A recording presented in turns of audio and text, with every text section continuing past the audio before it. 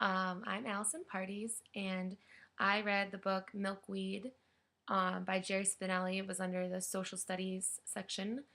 Um, and I chose to read this book because I had heard from my mom actually that it was a good book. She hadn't read it, but she'd worked at the middle school level and had heard that it was a good book. Um, and also, once I found out what it was about, it's a Holocaust themed book, and I've always found reading about that really interesting. So that's why I chose the book. Um, and so it starts out with this young boy. Takes place in Poland in 1939. It's this young boy. We don't know his name. We don't know his history, anything. It kind of just starts in the middle of the story. Um, in the middle, kind of just in the middle of a sentence, just we don't know his history, and neither does he. So it starts out, he's taken in by this boy, an older boy named Yuri. Um, and Yuri asks this boy what his name is, and he says, Stop Thief. And at the time, I was kind of confused by that, but having read the book and having kind of gathered that it's about, this need for an identity, I now understand that he didn't know his identity, and this little boy is running around stealing from people, stealing food to survive, and people are yelling "Stop thief" after him. So I thought that was kind of interesting that he clung on to that because he didn't know his history, his background, his name. So that's how he introduces himself in the beginning. So Yuri takes Stop Thief in, and he cleans him up. He gives him a place to stay. He feeds him, and he brings him to the shelter that they're staying in. And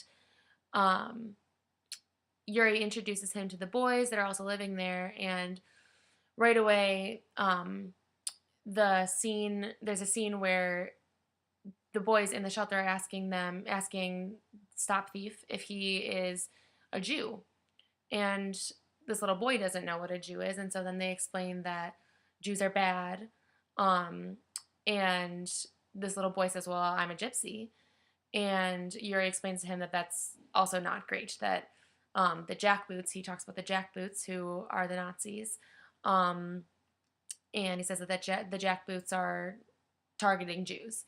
And so that kind of just sets the scene for the entire book that happens within the first few chapters. So Stop Thief is living with them for a little while, and this one day he goes and he goes down in the town area, and there's this big, what he refers to as a parade, and it's essentially the Nazis coming into town, and he's just so interested by these shiny black-booted men, and he wants to be just like them. And so one of the jackboots approaches him and says, "Are you a Jew?" And he says, "No, I'm a gypsy." And he goes home and he tells Yuri, and Yuri decides that he needs to give him a backstory, some sort of identity further, so that if people ask, he has some sort of story. He can't have no name. And so Yuri gives him the name Misha, I haven't said this out loud yet, Misha Pilsudski, and gives him this whole backstory about how he lived with a bunch of gypsies, he had a horse when he was younger. There were all these stories that Yuri gave him to have a background. And so Misha, formerly known as Stop Thief, now is talking about how excited he is to have this identity. He just wants to meet someone to be able to tell him his name, tell him his history. So once again, you're kind of noticing the theme of identity and having an identity from this. So one day, Misha goes out, and he's just walking around, and he finds this little garden and a tomato, and he eats his tomato, and he sees a little girl looking at him. And so basically he ends up going back, and he meets her, and her name's Janina, and she invites him to come to her birthday party. And so Misha goes to the birthday party, and Janina's all excited that he's there, and they pull out the cake. And Misha's so accustomed to, if you see food, you take it and you run. And so Misha steals the cake and goes home and shows Yuri, and they're so excited, and Yuri laughs and says, explains what a birthday cake is, and told him, you're not supposed to do that, and goes back the next night and leaves a cake at the doorstep, rings the doorbell and leaves. And so they kind of start forming this friendship, and that's how. So this is kind of where the book starts taking a turn, is this encounter with Janina. And from that point on, Misha starts to see things changing in his world. So, for example, there's a carousel in town, and he's very, very interested in it and thinks it's the coolest thing, and goes on it one day, jumps on a horse, and it's already moving, and he's on the carousel, and someone asks him, like, did you pay, or who are you? And then he says that he's a gypsy, and they yell at him, tell him to get off. People are yelling, dirty Jew. So he starts seeing things changing around him. And during this, he hasn't heard from Janina.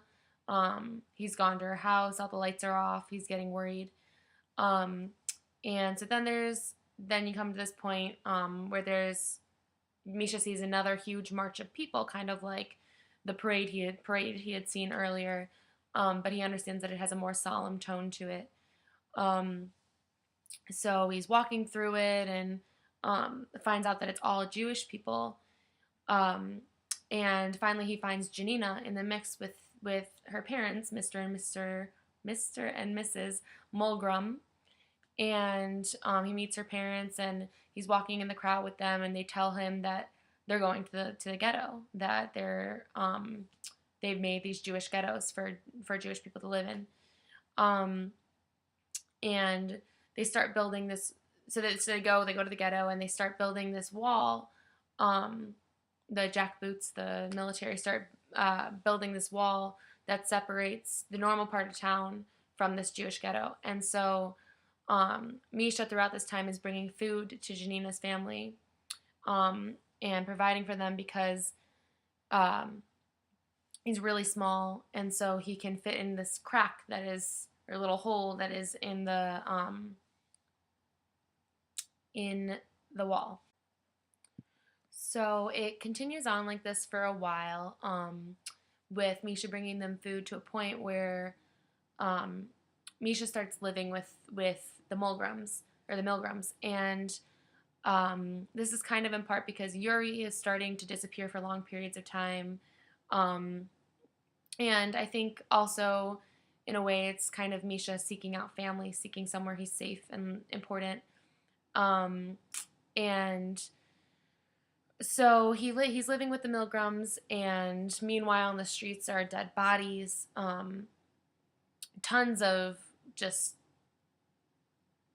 distraught people, and just a really bad situation. And so every night Misha is sneaking out to go to the other side of town through the brick wall, to sneak food for the family. And it gets to a point where Janina starts coming with him, and Misha tries to stop her at first, and gets real mad at her, but then it gets to a point where they start going at the same time, and she sneaks out with him anyway.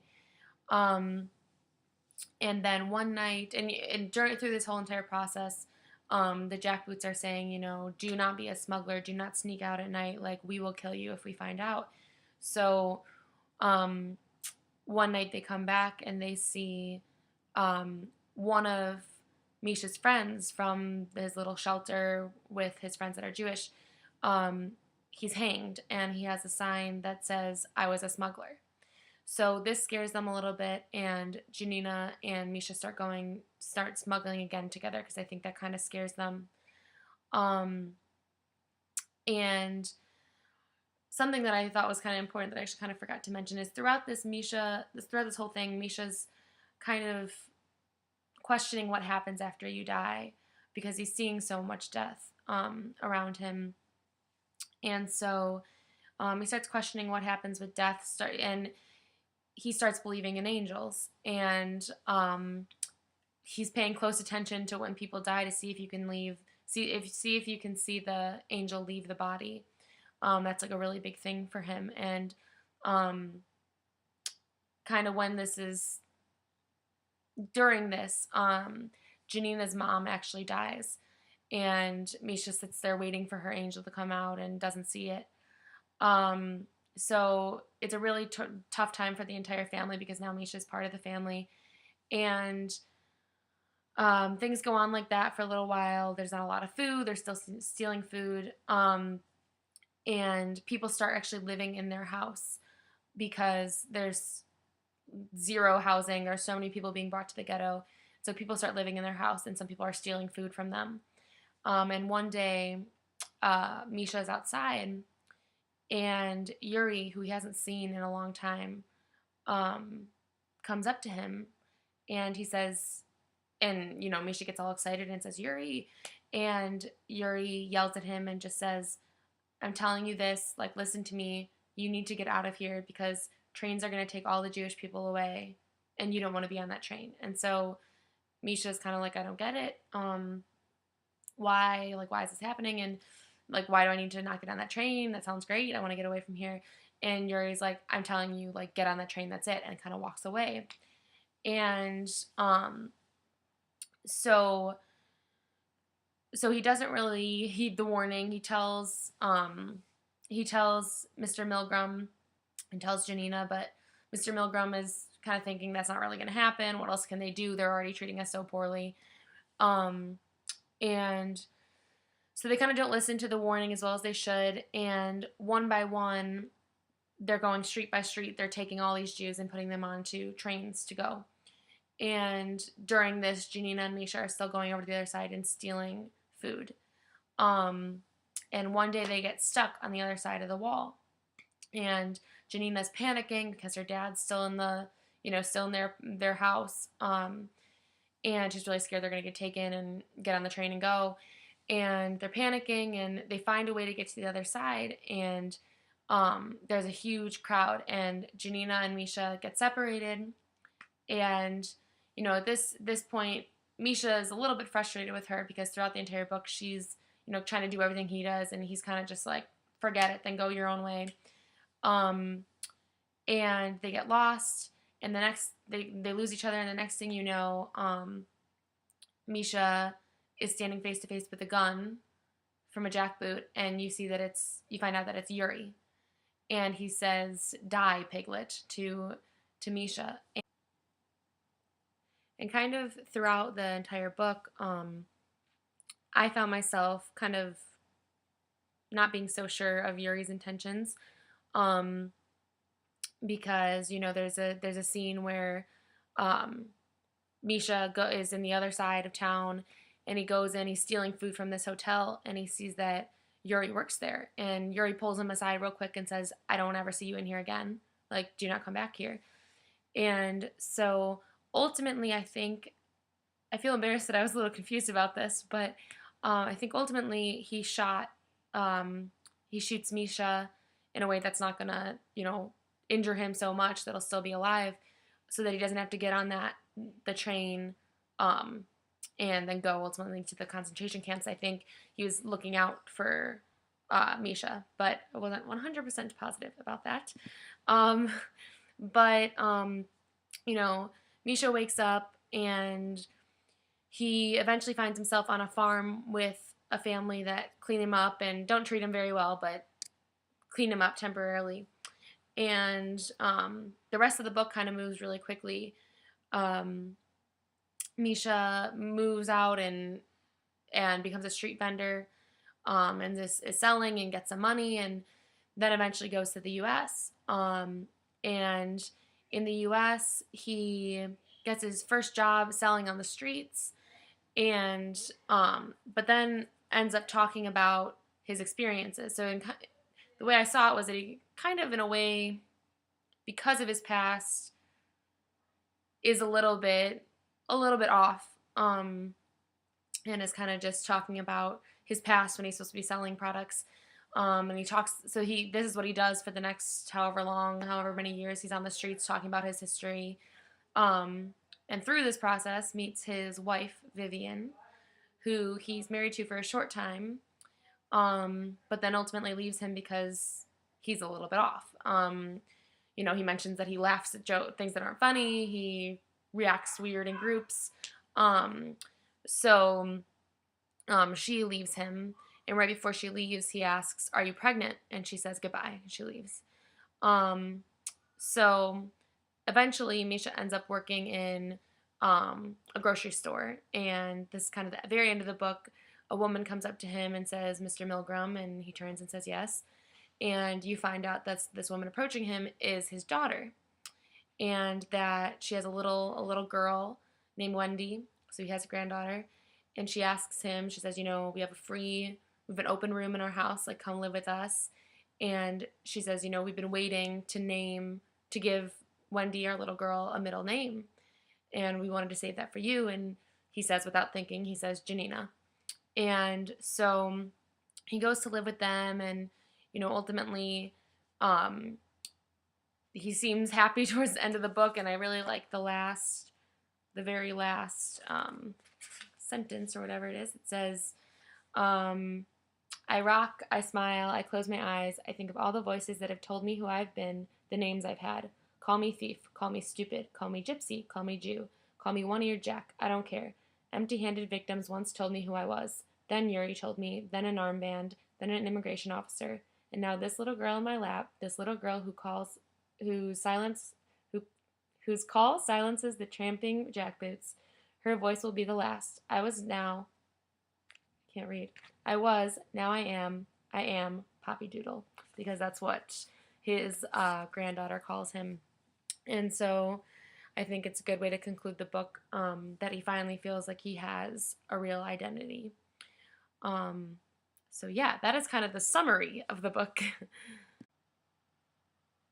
Okay, so now I'm going to talk a little bit about the adolescent issues that I noticed in the book. I'll touch a little bit on all of them, but I think really the biggest one I noticed was the social and emotional development in Milkweed. And so yeah, but I'll touch a little bit on all of them. So as far as physical development, I didn't really notice many issues with physical changes. As far as like Misha comparing himself to others. In the beginning, he gets made fun of a lot for him being a runt, being really small, and it was kind of seen in a negative light. But I don't think it was really an issue of I don't think it was an issue for Misha. I think he mentions many times that he likes being very small, very quick. How he can steal something and no one can catch him because he's very light on his feet, very quick.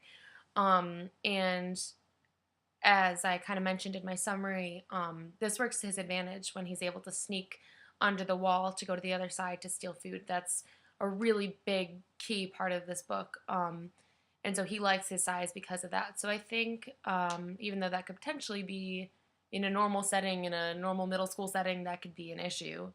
I think in this context, it's actually an advantage for him.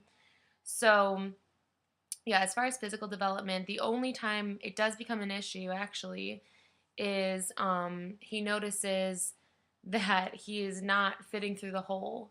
I don't know if this is because he's growing or if I don't know how the hole in the wall was really set up, but he's not fitting through the hole in the wall, and so he has one of his friends, his Jewish friends in his group, like pound down his feet to try to stop him from growing. So I think he actually, unlike most young kids who probably want to grow bigger and stronger, he wants to stay small.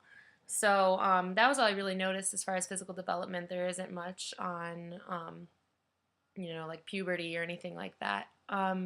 Social and emotional development was definitely the biggest thing I noticed.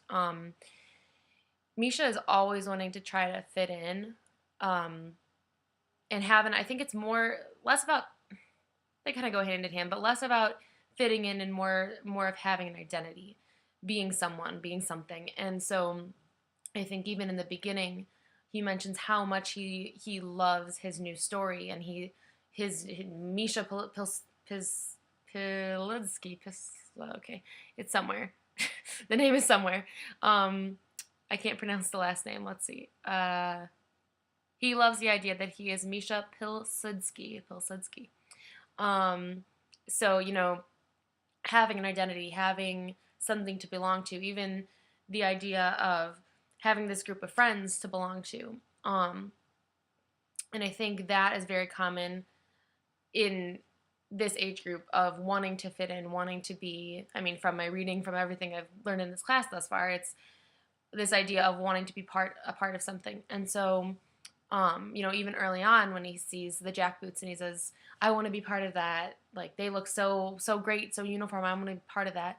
And he has to be told, you don't want to be part of that. And even how he goes to live with the Milgram family, all these things are him wanting to fit in socially and having that emotional support from a group of people. And so I think that is a really, really big portion of the book. Even towards the end, I mean, even the last sentence that I read, the fact that he having that identity because he has a grandchild is so big for him. So I think that's really the biggest part, is fitting in with the other guys in the group, his new family, thinking he wanted to fit in with the Nazis and all of that. As far as cognitive development, he's made fun of a lot in the beginning for being foolish or stupid, but we also don't know his age, so I think that kind of has a lot to do with it. But I personally noticed that he does develop cognitively. He learns quickly when he's told not to do something. He learns. He seems very quick. He seems to learn quickly.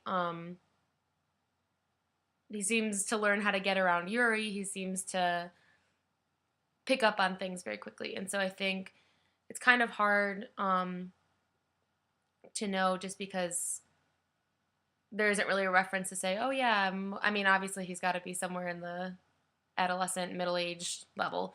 But I think just in general, he catches on quickly to what he's supposed to be doing, what other people are doing, and he's quick in that aspect.